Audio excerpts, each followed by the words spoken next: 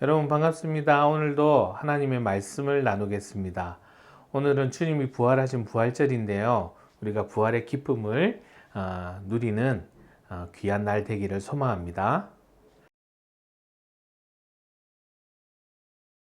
영국에서 한 부흥사가 집회를 끝내고 정리를 하고 있었습니다. 그때 한 청년이 다가와 질문하였습니다. 제가 구원을 받으려면 무슨 일을 해야 하나요? 근데 부흥사는 이 청년에게 청년 너무 늦었네 라고 대답했습니다. 청년은 당황했지만 다시 물었습니다. 집회가 끝나서 늦었다고 말씀하는 건가요? 부흥사는 웃으면서 말했습니다. 아닐세, 자넨 구원받고 싶으면 뭔가를 해야겠다고 생각하고 있는데 이미 십자가에서 완성되었네. 자네가 구원을 받기 위해 할 일은 하나도 없다네. 다만 무릎 꿇고 그리스도께 자네를 위해 주님께서 행하신 일을 받아들이기만 하면 된다네. 그렇습니다.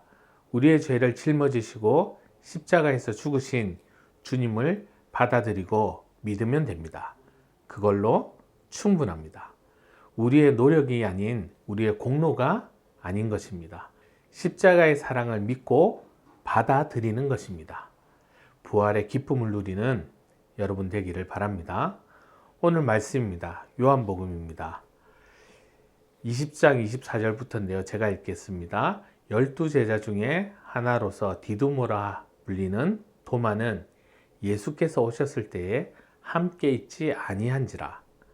다른 제자들이 그에게 이르되 우리가 주를 보았노라 하니 도마가 이르되 내가 그의 손에 못자국을 보며 내 손가락을 그 못자국에 넣으며 내 손을 그 옆구리에 넣어보지 않고는 믿지 아니하겠노라 하니라. 여드레를 지나서 제자들이 다시 집 안에 있을 때 도마도 함께 있고 문들이 닫혔는데 예수께서 오사 가운데 서서 이르시되 너에게 평강이 있을지어다 하시고 도마에게 이르시되 네 손가락을 이리 내밀어 내 손을 보고 내 손을 내밀어 내 옆구리에 넣어보라. 그리하여 믿음 없는 자가 되지 말고 믿는 자가 되라. 도마가 대답하여 이르되 나의 주님이시요 나의 하나님이시니이다. 예수께서 이르시되 너는 나를 본고로 믿느냐? 보지 못하고 믿는 자들은 복되도다 하시니라. 아멘. 지금은 교회에서 여러 가지 절기를 지키고 있습니다. 크리스마스가 대표적입니다. 그러나 초대교회에서는 다른 절기가 없었습니다. 가장 중요한 절기가 바로 부활절이었습니다. 부활 후 첫날 예배를 주일 예배로 드리는 부활의 공동체였습니다. 그들이 전한 복음의 핵심도 부활이었습니다. 초대교회의 부활은 대체할 수 없는 감동이었습니다. 우리의 부활절은 그런 감동이 있습니까? 우리가 부활을 믿지만 감동이 약하다면 부활하신 주님이 나와 함께 하심을 바라보지 못하기 때문일지도 모릅니다. 도마는 예수님의 부활을 믿지 못하였습니다. 25절에 다른 제자들이 그에게 이르되 우리가 주를 보았노라 하니 도마가 이르되 내가 그의 손에 못자국을 보며 내 손가락을 그 못자국에 넣으며 내 손을 그 옆구리에 넣어보지 않고는 믿지 아니하겠노라 하니라. 도마에게 예수님이 나타나 손에 못자국을 보여주셨습니다. 그러자 도마는 나의 주님이시오 나의 하나님이시니다 라고 고백합니다. 이 요한복음의 이 10장의 마지막 구절은 요한복음의 결론입니다. 사실 20장으로 요한복음 끝나도 전혀 이상하지 않은데요. 21장은 많은 학자들이 부록으로 첨가된 것으로 이해합니다. 이 도마의 고백이 요한복음의 결론이자 하이라이트이고 30절에서 31절에서는 그 요한복음을 기록한 목적을 이야기합니다. 예수께서 제자들 앞에서 이 책에 기록되지 아니한 다른 표적도 많이 행하셨으나 오직 이것을 기록하면 너희로 예수께서 하나님의 아들 그리스도이심을 믿게 하려 하며 또 너희로 믿고 그 이름을 힘입어 생명을 얻게 하려 함이니라. 요한복음은 이 도마의 고백이 전하고자 하는 핵심인 것을 나타내고 있습니다. 주님은 부활하셨고 나의 주님, 나의 하나님이 되십니다. 도마의 고백이 우리의 고백이 되어야 합니다. 우리의 고백이 된다는 것은 부활하신 주님이 지금 우리와 우리의 일상 가운데 함께 하심을 믿고 동행하는 삶을 사는 것입니다. 유진 피터슨은 일상 부활을 살다라는 책에서 마귀가 거둘 수 있는 최고의 성과는 바로 그리스도인들로 하여금 스스로를 평신도로 생각하게 만든다는 것이다 라고 했습니다. 자신을 비전문가로 생각하게 하는 것입니다. 많은 그리스도인들이 자신들이 주님과의 인격적인 관계를 맺고 사는 데 있어서 비전문가라고 여깁니다. 그래서 자신의 영혼의 문제까지도 전문가에게 맡기려고 합니다. 예수님과 교제하고 동행하는 일을 예수 전문가들을 따라가는 일로 대체되고 말았다고 책에선 기록하고 있습니다.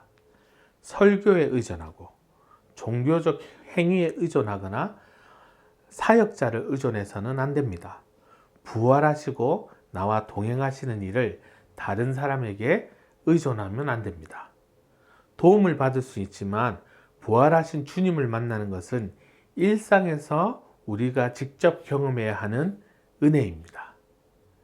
제가 청년 사역과 캠퍼스 사역을 하면서 늘 가지는 고민이 하나 있습니다.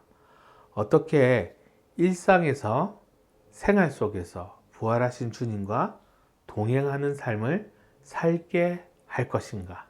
가장 많이 권하고 노력하는 것이 거룩한 습관을 만들어가는 것입니다.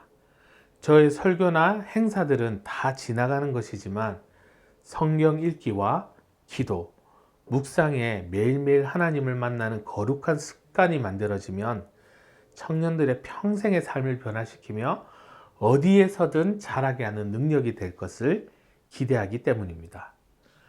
물고기를 잡아주는 것에서 물고기를 잡는 방법을 알려주는 것입니다. 대신할 수 없는 것이 있습니다. 직접 해야 하는 것이 있습니다. 부활하신 예수님과 동행하는 일상의 은혜의 삶은 직접 해야 합니다. 초대교회의 영성을 닮아가자.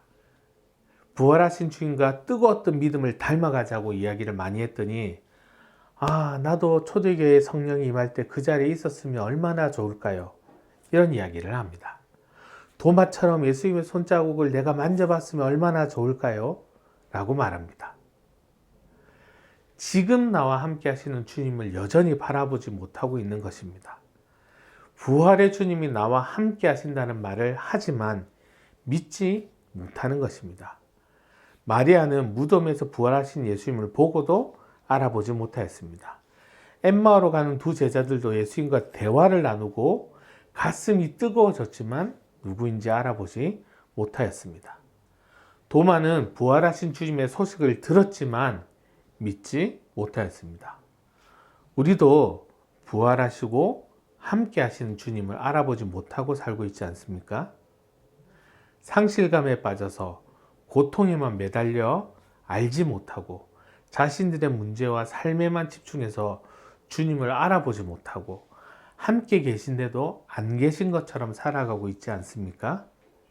당신과 함께 계십니다. 언제나 당신과 함께 계십니다. 영원히 당신과 함께 하십니다. 내 이름 아시죠? 라는 찬양 아십니까? 토미 후커라는 찬양 사역자가 필리핀의 한 고아원에서 아이를 만납니다. 그 아이는 이름은 젤인데 누군가 자신의 이름을 기억하고 불러주길 바랬습니다.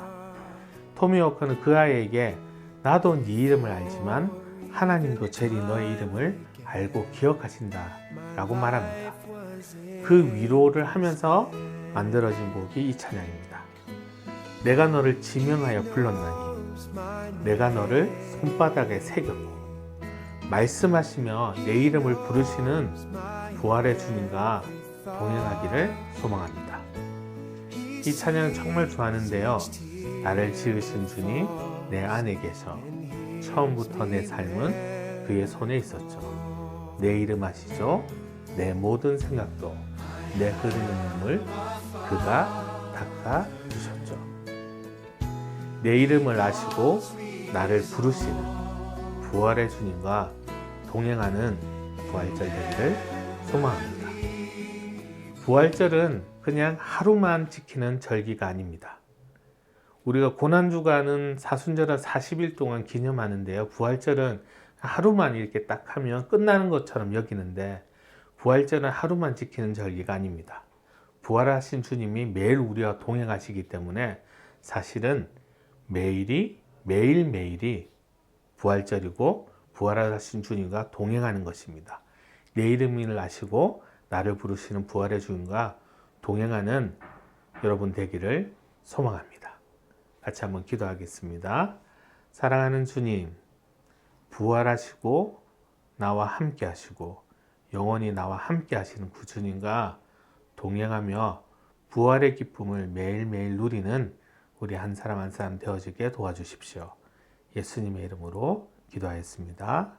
아멘.